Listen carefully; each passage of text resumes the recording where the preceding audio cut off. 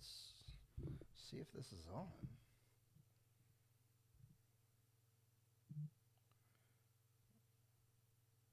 Da-da-da-da. How do I see my people? Oh, why does it say 12 minutes? All right, I have not done this, people, so I do not know. I'm going to have technical difficulties the whole time. But let me hit live. If you can hear me, hit a button because I have no clue how this is going. Oh, Kev, can you hear me?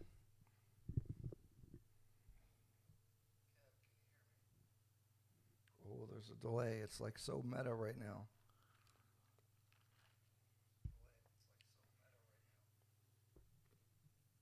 Oh, I see it. Okay, cool. Very cool. You guys are playing Age of Empires.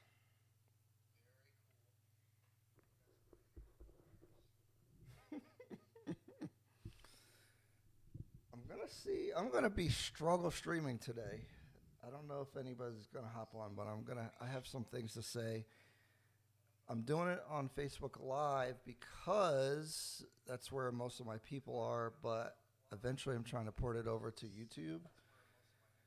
And I've been MIA on doing content. My YouTube channel is doing very well. It's still growing, even though I haven't posted anything in a year, and there's a whole bunch of reasons why. Wow, there's 6 people in here. Say what's up if you're in here, because I cannot see y'all. Um, the point of this, I want to do lives more frequently and answer people's questions. Mad people ask me questions all the time. I spend, hours explaining stuff to people and stuff like that, and I feel like why not do it on the internet and record it so this way I can share that with multiple people so I don't keep saying the same thing. Jason Torres, what's up, man? I see you killing it. It's agent in my office. But yeah, I dropped the ball with real estate content. My YouTube channel was doing really good. I have a FHA 203K video that's at 200, no, blah. It's at like 50,000 views, and it's like ranks in the top something of if you search FHA 203K. I was doing a lot of those videos, and but the thing about everything is that I've been feeling like everybody's giving advice, and it's like, how do you? And I notice a lot of this advice is garbage, and a lot of these people don't do what they say. Like they don't say. They're not even experts, and they're talking about this stuff. And I never want to come across like I know everything. There's certain things that I do know. For example, the rehab loans or FHA 203K. We've closed a bunch of those for different people, and it's worked out pretty well. And including myself, I've done a home style loan before, and those are basically rehab loans. They give you the rehab money to be able to buy the house, which is really good in the COVID market. But the intention of this live, like if you have questions or want to talk about anything, it could be real estate related, it could not be, honestly. We're just chopping it up on a Sunday. But yeah, I'm just trying to get back into it. I've been out of the game for a while, and there's a lot of reasons why. That's what I got to talk about today. I've been so enthusiastic when I started doing real estate content, maybe like 3 years ago. I think I started my YouTube channel 3 years ago, and I really loved it. I really love like showing people the possibilities, right? Like I'm a super big proponent of financial freedom, or at least like, not having to grind at a 9 to 5 all the time and it being your only source of income. I know, my lifestyle has been so much improved through real estate and investing, and I always want to share the possibilities, because even, home ownership, owning one property is better than almost anything else you can do, um, because people accidentally make money by owning properties, right? Even if you're not trying to be an investor or an entrepreneur, by owning your own home, if you owned a home before COVID, in 2019, by the end of 2019, your property value's probably gone up about 20%. So your wealth has gone up 20%. And I really love to see that. And I think why I've been so quiet is a couple reasons. I'm super concerned that, the American dream and being able to purchase real estate has really taken a hit, right? Because of this crazy real estate market, you used to be able to buy a house with like $8,000 in this area, right? FHA loan, 3.5% down. You could get the seller to cover the closing cost. And so, if you had like even $6,000 to $8,000, you could buy a house. And that's very reasonable to be able to do. And if you look at almost any economic data about regular people, people who own houses have much higher wealth than those that don't. This kind of talks about, this also highlights like the racial wealth gap. Black people own way less houses or way less real estate, and that's why there's a giant wealth gap there. And, it's a big problem. And I'm not really trying to talk about that specifically, but, I'm just trying to push the point that home ownership has a whole bunch of benefits. And I think the reason why I stopped making content is because I think a lot of the stuff I was talking about has become much more difficult and less relevant under the COVID market. Like I was saying, you could buy a house, with an FHA loan, USDA loan with no money down or low money down, 3.5%, 0%, VA, 0%. And that used to be very viable. Today, not so much, right? Because it's getting a little better now, but I mean, when I was working with buyers, a year ago and even 6 months ago, you would do a FHA offer, 3.5% down, and you couldn't win the bid no matter what.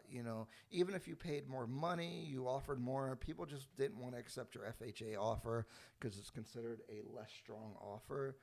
And I don't know, it really bothered me because that's why I got into real estate, is like to help people. There's home ownership means a lot. It's not like going to Walmart and buying something, right? Like owning your home really means something, more than just the economics. You start being invested in your community. You just care about your surroundings. You care about your house. And you kind of plant roots, and that's really important for family stability.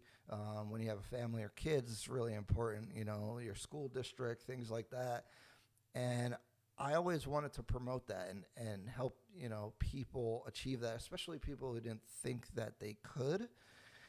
And I guess it's kind of soul crushing right now because I would work with, clients that, again, they'd have $6,000, $7,000, $8,000, $10,000, and they'd be able to buy a house with not too much heartache and friction. And nowadays, it's brutal, man. You're putting in a bunch of offers. You're really trying to help your client, and they don't really totally understand what's going on. So sometimes they get frustrated with me because they're not winning bids, and they think maybe there's something better that can be done. And honestly, it just sucked, man. It really sucked. And, I don't have to work, right? So, like, I only do things I really like to do, and I was always passionate about helping people, own properties. And it's just been so soul-crushing that the people can't do it. And I see so many posts here on Facebook and elsewhere where, memes about buying houses. And I don't know, I just don't like it. And my advice that I had before doesn't apply anymore, because you can't buy a house for, 3.5%, 0% down. Because you went from being able to use a FHA loan and just paying the bare minimum 3.5% down.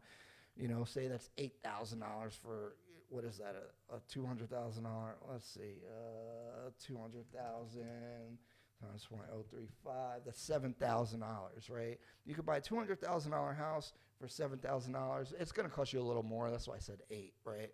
But that was reasonable, and in New Jersey, you could actually buy a house for that. Today, the median home price across the country is like $315,000, which is up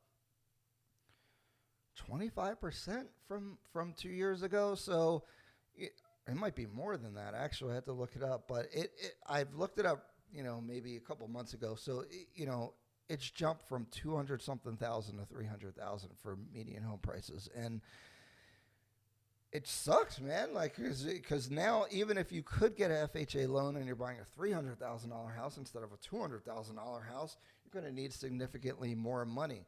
The other thing is you're not going to be able to get the seller to pay closing costs. So, you went from being able to have, say, $7,000, $8,000 to $10,000 to be able to buy your first home. Let me do the calculation. If we're buying a $300,000 home at 3.5%, that's $10,500. But you're also going to have to pay the closing costs, which is probably another $8,000. So you're going to need about $18,000 to $20,000 to buy the median home price in America right now.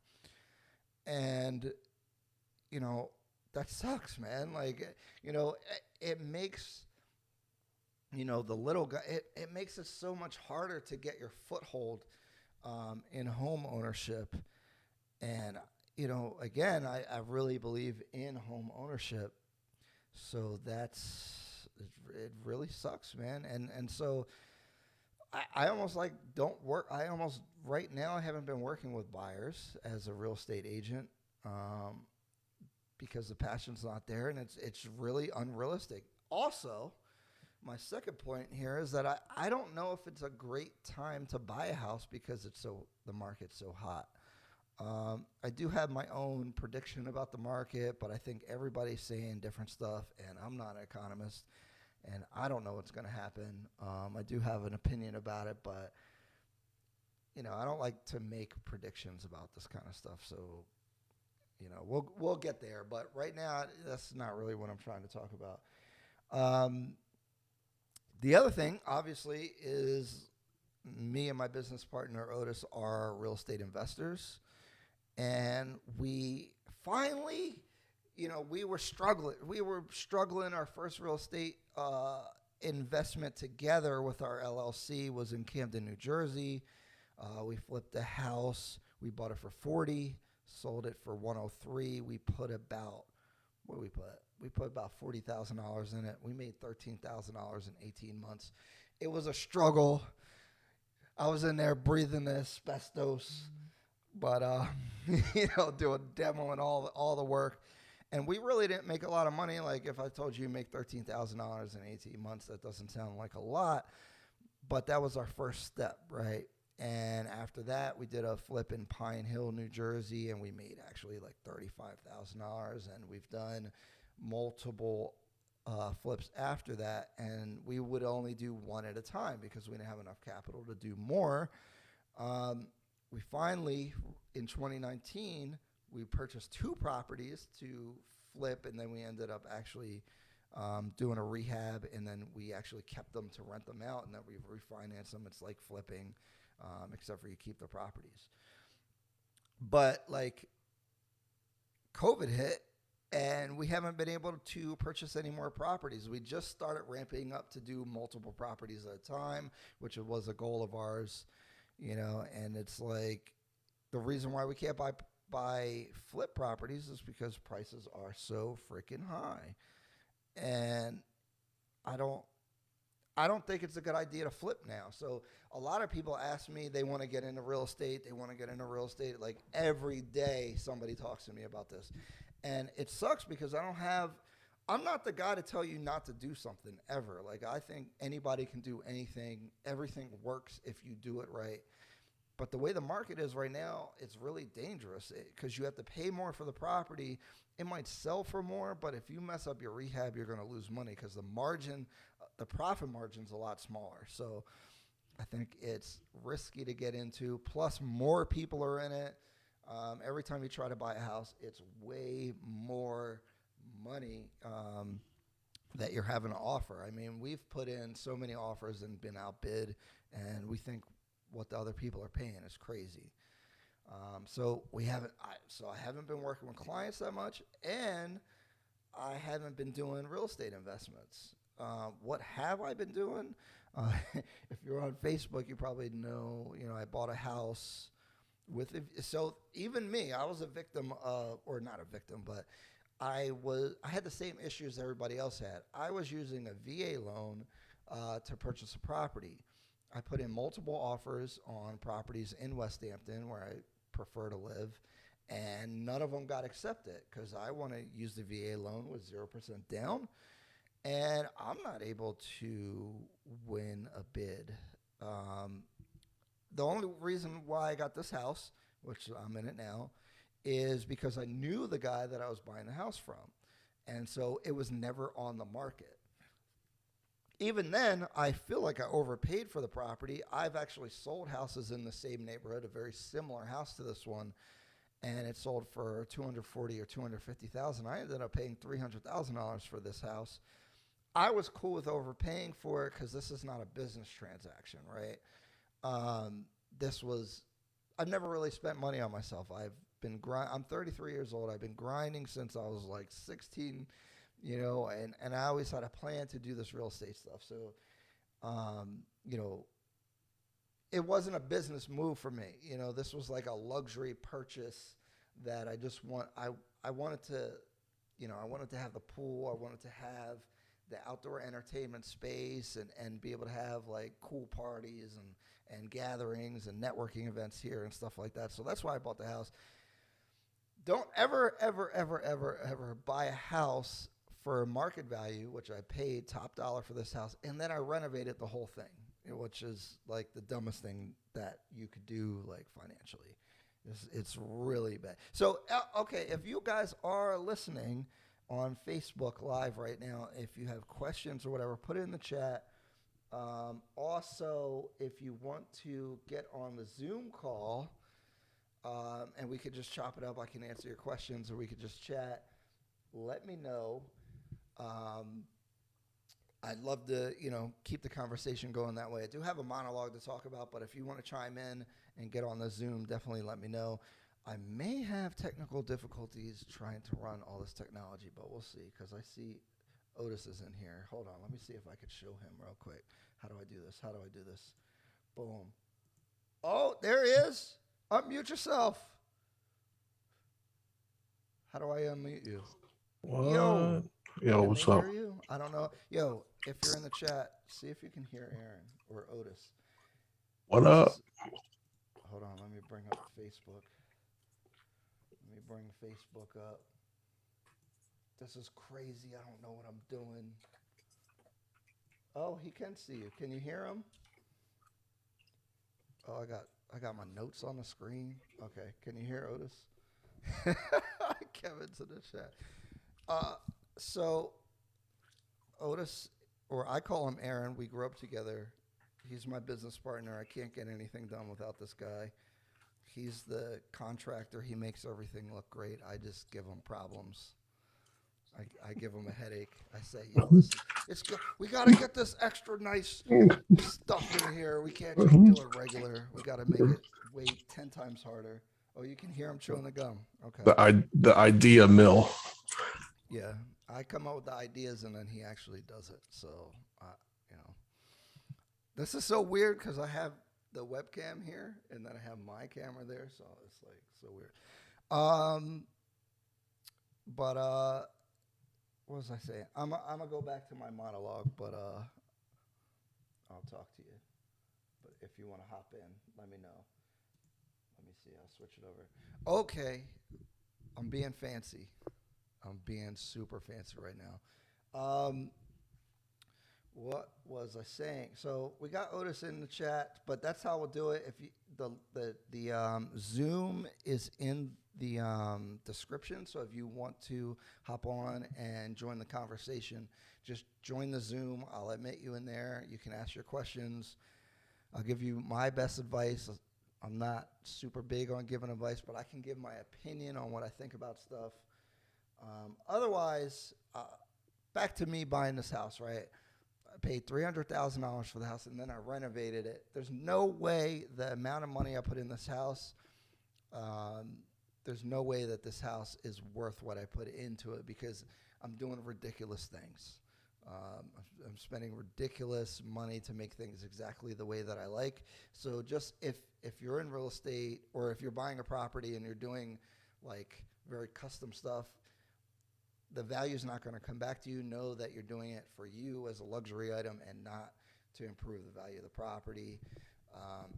There's all kinds of different things that we could talk about as far as that. I'll probably do that as a live about like what kind of stuff when you spend money in your house, how do you increase the value? Like you're putting money in the bank. Like if you're updating your kitchen, it's like putting money in the bank. If you put 10 grand in your kitchen, you should be at least getting 10 grand of value in the market value of your property. If you don't, you're probably doing it wrong. Like obviously you have to get into like how you're doing the renovation where a broad audience of people will like it. I have a lot of, so design for business and getting the most dollars out of your property is probably something that I'm like, I don't want to say I'm an expert, but I have a lot of experience and knowledge, and I think that's like the number one thing that I'm good at. So maybe we'll talk about that. So I bought this house. I've been spending the last 6-8 months just blowing all my money and fixing this place up. And it's been worth it, but I spent way more money than I had planned to. All the typical homeowner renovation stuff where you're spending too much money and you go to Home Depot and you're like, darn it, there's always something to do. But the next thing I want to talk about is all these real estate influencers and everybody is always talking about like the market's going to crash, the market's going to go up, blah, blah, blah. So my opinion about that, and it's just my opinion, who knows, right? I think that my number one thesis is that the bottom is higher than where it started, right? So if the median home price was $250,000, maybe even if there's a crash, the lowest it could go, maybe is $275,000 for a median. Why is that? Because the demand for houses is permanently increased because the change of lifestyle due to the C word. Why is this? Remote work. Remote work is number one because people are working from home more often and therefore they need more space, and the value of like space in your home and how nice your home is and having a home office and things like that are more important. So if the demand for home offices is higher and things, generally, if the demand for a better house is higher, then the value is going to go up. Same thing with remote school and things like that. Like I think that's always going to be in people's minds is that, people remember homeschooling their kids and then they're trying to work and the kids are sitting next to them and the kids are making noise and distracting you from work, and it was a disaster, right? So I think that the value of your home is more because people are putting more value on the home itself. People are spending more time at home. They're spending more time watching Netflix. They're working from home. And I don't think that's going to go away. Maybe it's not 100% remote work, but even if it's 25% of people still working remotely or a couple days a week, you having a nicer place or a space to work remotely is going to be important.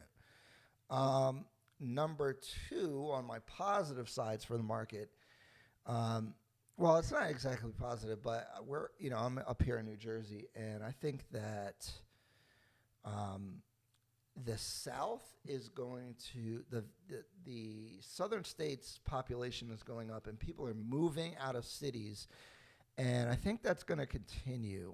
Let me bring up this. Yeah, let me bring this up here. Let's see how we could do this. Okay, so this is actually backed up by some statistics. If you look at the states that are increasing in population, if you actually look at this, it looks kind of evenly distributed to people going west and south. But if you look, like, Texas gained 4 million people from 2010 to 2020. Mad people are moving to Texas. Florida is almost 3 million. That's a 15% increase. It's 16% for Texas. You got some Midwest places, which I think is happening because they're a lot cheaper. Utah is cheaper. Idaho is cheaper. North Dakota is definitely cheap. Nevada's getting pretty popular as well. They got Tesla factory in Reno. And so I think, like, a lot of these states, a lot of people, if you can work remotely, why would you work remotely in the Northeast where it's cold as hell? You can't go outside for the whole winter. Why wouldn't you work somewhere in Florida where you can go to the beach, or Texas where it's nice and warm? Also, COVID restrictions, if people are trying to evade those, Texas and Florida were good places to go. So I think that the southern states are doing better. So that's another thing that I've been thinking about. As far as investing, like, we really want to buy some, like, apartment properties. And if we were going to buy, like, an apartment building, it would definitely be in Florida, Nevada, Texas, Arizona, places like that. Louisiana, even stuff like that. Because, again, if you can work remotely, why would you live where the weather's bad? And so that's my second point. My third point, and this is the thing that I've been very concerned about, I don't hear anybody talking about, is commercial office space and retail, but mostly office space. If you have, remote work, half your employees, a quarter of your employees are no longer in office, you need half the space, maybe a quarter of the space. Most of these commercial tenants have long-term leases. They may be 5 years. Every 5 years, they have an option to renew or renegotiate or whatever. So when these options come up to renew their leases, why would they stay in these big office buildings when they need less space, especially when they're empty? And I don't think that the effect of this will be seen for years to come. And I don't want to be an alarmist. The real estate market is going to crash, blah, blah, blah. But what happens to all this office space when you need half as much? What happens with those buildings when half the building is vacant? Do they convert them to condos? Do they make them residential? Do they make them retail? What's going to happen with that, right? So I haven't seen a good explanation of this. And so I really do believe that that is going to be a problem in the real estate market. I have no clue when or, if it's really going to hit. Maybe I'm over exaggerating it, but, just intuitively, I think that's going to be a problem. My next point is that, again, I haven't been doing a lot as far as working with real estate clients or investing. And on the investment side, being Otis, we purchased land during COVID. We got a really good deal on the property. We were able to get it seller financed, so we don't have to pay a lot for it. And we're looking to put a package together to build 2 new construction homes that we've never done before, because purchasing land is a lot easier than buying a flip property, because that's the entry point. Like, everybody can try to do that, but doing new construction, not everybody has the experience, the contacts, the construction knowledge, and things like that. So as far as investing, that's what we're trying to do. And we do not know. So I want to document this whole process. I've been filming some things. Hopefully, I'm going to have a whole series about it. We'll see. I'm not coming as an expert. We're just going to show you what we're doing, and hopefully it's informative and you can learn things. And also, it should be entertaining as we run into problems, and we'll see what happens. And also, I love talking about home design, and we want to do some things about construction techniques and why we decide to do some certain insulation or whatever materials we're using and stuff like that. So it'll be an interesting thing to talk about there. But so be on the lookout for that. I'm still looking at the comments. If you guys want to hop on, definitely let me know. What we got? Nobody. We got nobody in here. I'm struggle streaming. That's all right. My YouTube people, this live is on Facebook because that's where I have sort of an audience. Eventually it will be on YouTube, but I'm going to post this to YouTube and see if it's worthwhile or what people think about it. But that's okay. So I got two more things to talk about, and hopefully somebody hops on and let's ask some questions.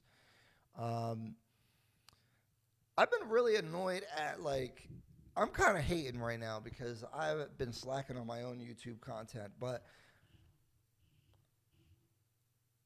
I've been really struggling with everybody's giving advice, man. And it's just like, who are you to give advice to people? I even see these real estate influencers saying stuff that I totally disagree with. Everybody's saying the market's going to crash, the market's going to blow up, buy real estate, sell real estate. It's mad confusing. If I was a person who wasn't involved, I would have no clue what to think. And I think you guys got to be really careful, who you're listening to. And hopefully, that's why I kind of motivated to get back into the space. I just want to give my perspective. I don't want to come across the know-it-all, the expert or whatever. I just want to share what I know. I want to try to help people. Yeah, I think that's the thing. I need to really tap into. I've been feeling lost because I haven't been tapping into helping people come up, right? That's been my whole thing, and that's what really motivates me. And I feel like I haven't been able to do that through being an agent and through showing investing because we haven't been doing it. So maybe the way to do that is to do this kind of content and just give my perspective on things, and be I always talk to everybody about sensationalism, right? People are they do clickbait. They're like, oh, the market's going to crash. Oh, this is going to happen. And they do it because people pay attention to it. But it's somebody's got to have integrity to be a little boring, right? Even the news today, everything is a headline. Everything, nobody cares about the substance of what anybody's talking about anymore. And I think I kind of want to be the voice of just giving my honest opinion, even if it's not a hot take or anything, right? I don't have hot takes about real estate right now. I think it's hard to get into, so I'm not trying to advertise to people yo, you can get a real estate, you only need $8,000. Remember, I used to do content like that. Yo, all you need is $6,000 for a down payment. All you need is, that was true. Now it's not as true. Maybe it'll work out, but less percentage. And I don't want to be that guy pushing that, and then you go and you're working with an agent and you can't find a house. And you're like, what the heck is this guy talking about, right? So I don't want to lead people astray. I want to tell the truth. And hopefully over time that matters. That's pretty much it for that. Just be careful who you're listening to. it's real nasty out here. There's so much cap. Like the cap level is on 1,000, 10,000, 100,000 cap. Everybody is acting like they know everything. Nobody knows what's going to happen with this market. Like I have my little narratives. I've been wrong when it started. I sold all my stocks. I froze everything, and then the stock market went crazy. Obviously, I bought back in. I did very well, but my initial idea was wrong, and nobody says they were wrong about stuff. So I'm cool with saying that. The last thing is the great resignation, right? Like, mad people are resignating from their jobs. 4.4 million Americans quit their jobs in September of 2021. That's crazy.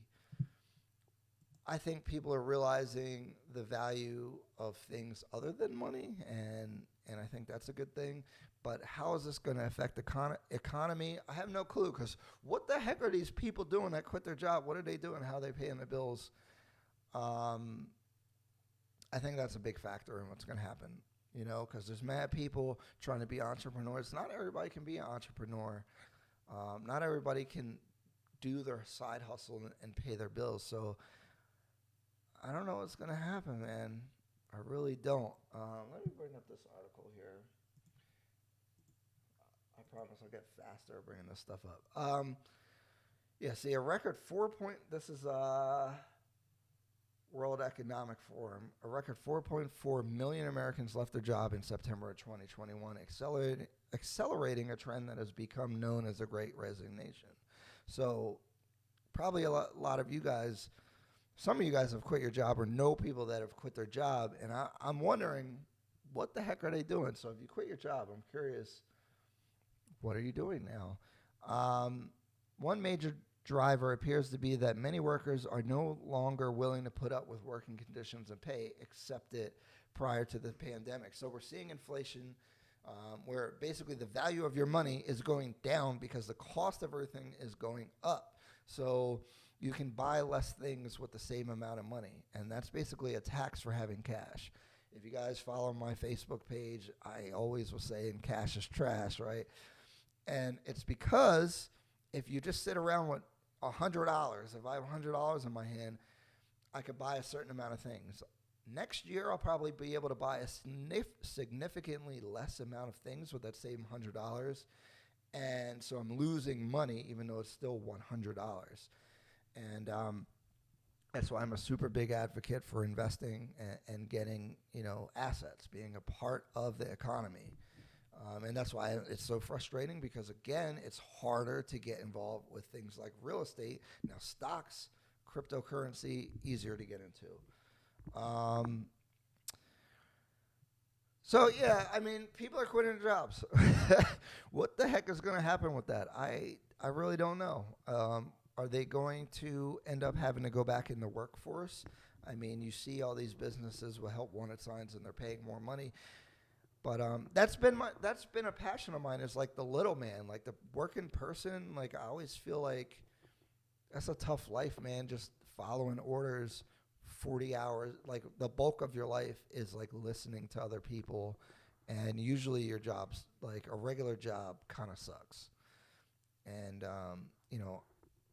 I don't want that for people. I want people to feel like if their job sucks, they can quit it. And now that's what people are doing. Now, is it sustainable? I don't know. But, once I got to that point in my life where I was able to quit and do whatever I wanted, it just feels so much better. Like, I just feel like a better person. My business partner, Otis, he literally is a nicer, better person that he stopped working at his job, which was a very highly stressful job. And maybe he'll come talk about it at some point. But, like, we're just in a happier place, me and Otis, so I always want that for other people. Like, that, if this stream gets no other ideas, like, I really want that for people, and I don't think it's that hard to do. You just have to do smart financial decisions. You don't have to be an entrepreneur. You don't have to be a genius. And that's why I like real estate, because just by owning your home and maybe an investment project, just one property you rent out, you have a property management company, that will do wonders in your life. If you're making an extra $300 a month, that's making your housing payment cheaper. That's life changing, really, for a lot of people. It takes the monkey off your back as far as if you have to get new tires for your car, or you got to pay a traffic ticket or whatever. Like, that extra money really makes a difference. And I think that's how we're gonna. How. Let's bring it full circle. Is that, like, I've been not making content because I'm not passionate, because I don't feel like I'm able to give people an avenue to get to that financial. Not. It doesn't even need to be financial freedom, but just a leg up. Having your own assets, having things where you can really, just do better than the average person, or not better than the average person, but just having a little something for yourself, and that's really important to me. Let me check the comments one more time, because that's all I got for my monologue. Nobody hopped on, but I kind of expected that. I got Aaron Escobar: financial independence should always be the goal. At least it is for me. That's how I feel. Like, I posted that Dame Dash thing where he's talking about being a boss, and it's disrespectful to your kids if you're a worker and stuff like that. I don't want to go off with that tone, right? Because not everybody is built for that, and they don't have to, right? Like, working a job is super noble and stable, and there's a lot of benefits to it, really. But the financial freedom, or at least having something to fall back on, if you have savings, if you have assets. I think the big thing that I'm always, harping on is, like, participation. And, it is kind of a black or a minority thing where we're a little bit behind, because we don't participate at the same rate. And when I say participate, I mean own stocks, right? I bought Amazon, I don't even know, years and years ago. I bought shares of Amazon. And as Amazon has been taking over the world and going up, I've gained tens of thousands of dollars in wealth just by owning it. And that's participation, right? You are owning, you're owning things that are increasing your wealth, and you're participating in the benefits and the bounty of the country. If you don't own anything, it's really hard to,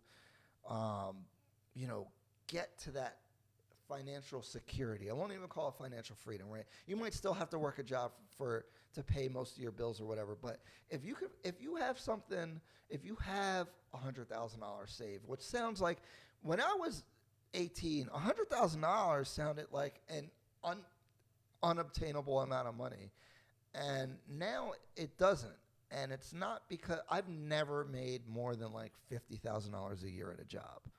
So, like, I'm not here, like, talking about, like, balling out of control, making a whole bunch of money. Like, I'm in the same boat as everybody else, or I was, but by participating and doing real estate and doing these things, it really changed my life. And I'm not saying you have to take it to the extreme that I took it to, but doing a couple things will improve, not just, and like, to get to a deeper philosophical, like, point about this is, like, I think living in a world where people are struggling is not going to be, because it's going to turn into Hunger Games, right? Like, if the rich people get all the money, they're going to have to hide, and I've never seen Hunger Games, but I know the concept, right? Like, if everybody's starving, it's bad for the whole society. Even the people who have money, they're going to freaking come and take their shit, right? Like, at some point, if the world gets that bad, people are just going to stop playing the game. And I think instead of that, if people could, have better knowledge and make better financial decisions, it would be a better place. I always use the example, like, if you go to Walmart, and I don't want to trash people, because that's really not what I'm trying to do. but like you go to Walmart, the cashier is miserable, right? That affects everybody they talk to. And they're miserable because, they're working at Walmart, they're not making enough money. And I agree. I think the system is messed up where it benefits rich people. Like the way that I pay taxes is not fair. Like I could pay whatever taxes I want to pay essentially because I do real estate, which is one of the most tax beneficial industries to be in. And meanwhile, a person working at Walmart pays a bunch of taxes. They pay more taxes than Amazon paid last year. Amazon didn't pay any taxes. So the Walmart workers paying tax, they're getting screwed, right? So I'm not blaming just like the Walmart worker, and like their situation exists for reasons beyond just their own choices. But that Walmart worker can save money, and before COVID, if they could save $6,000, $7,000, $8,000, they could own their own house. And had they bought the house before COVID, that house they probably gained, if they bought a $150,000, $200,000 house, they probably gained $20,000, $30,000 in equity, which is what they make in a year. And so like, I want people to know that, man. And like, that's just what I'm about. And I think that if everybody knew that, not everyone's going to do it, but there's going to be less people miserable at Walmart. It's my example, right? People are not going to be so desperate. Like, you're not going to get robbed because people aren't, super hungry, and I think that's a better thing for society, even if it doesn't benefit me directly. I benefit from all these stupid tax breaks and stuff. Not that they're exactly stupid, but I benefit from these things. And I don't think it's fair, but you got to participate, and that's the way the game is. And I don't think it's fair, but you got to play the game the way the game is set up. Aaron Escobar, multiple streams of income at least is much more secure when you think about it. A job could fire you with no notice. That's a big, I heard somebody say that, going out on your own business is way more risky than your job, but not really, right? Like when you work a job, you're at the will of your employer. So like they could change their business and fire you. So what kind of security exactly is that? I will say like it is more security, but I do think you have to sacrifice part of yourself sometimes. And again, for minorities, like if you feel like you're being treated unfairly, things like that, it's exacerbated, right? Because if you're dealing with kind of not a hostile work environment, but in a way where you don't feel comfortable, but you gotta work that job, I think that even more so is a reason to have multiple streams of income. And I know that's like it's a cliche term, right? Like to be a millionaire, you need 8 streams of income or whatever. But having something where you're getting paid, even though you're not working at it, participation again, really will change your life. It's changed mine, and the people that do participate are doing better. So I just want to harp on that, and I genuinely want to help people. Like, man, people call me, people ask me, and I spent 2 hours talking to some young guy who was watching my content, and I was telling him everything that I think. And again, I get weird with advice because if you and I do the same thing, we're going to have different results because we're different people.